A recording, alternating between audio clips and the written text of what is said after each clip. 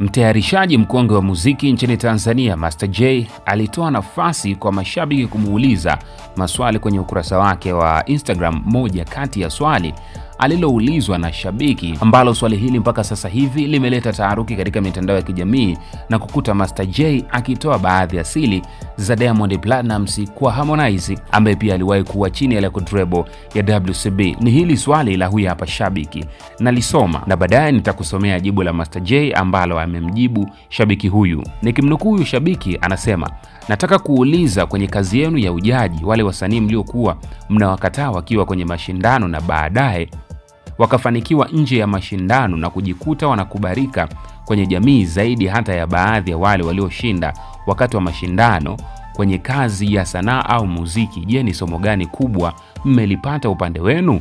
Na je, imeongeza kitu chochote kipya kwenye usaili wa hivi karibuni mnaofanya? Hilo ni swali la shabiki ambalo Master J aliacha comment section wazi kabisa na akaomba kuulizwa swali lolote.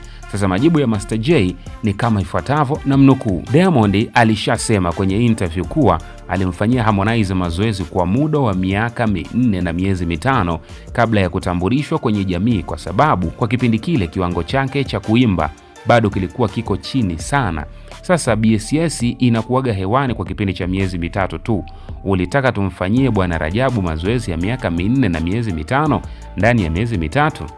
Je, wewe umejifunza nini kwenye mfano huu? Na jibu hili la Master J kwa huyu shabiki ndo limeibua maneno tofauti tofauti pia kwa mashabiki wa Diamond Platnumz na maneno tofauti tofauti pia kwa mashabiki wa Harmonize, na wengine kufahamu siri ambayo ilikuwepo chini ya kapeti, ambao wengi walikuwa waifahamu kuwa kumbe Diamond Platnumz aliwahi kukaa na Harmonize kwa zaidi ya miaka 3, yani nazungumza karibu miaka 4 na miezi 5, ambapo yeye kazi kubwa ya Diamond Platnumz ilikuwa ni kumfua Harmonize kuhakikisha sauti yake inakaa vizuri ya uimbaji, and mpaka today tunamwona Harmonize anaimba vizuri. Basi ilikuwa ni hiyo miaka 4, na kila mmoja anajibu kwa uelewa wake na kila mmoja anaelewa the way ambavyo yeye amemuelewa Master J kuhusiana na majibu ambayo amemjibu shabiki pale kwenye comment section.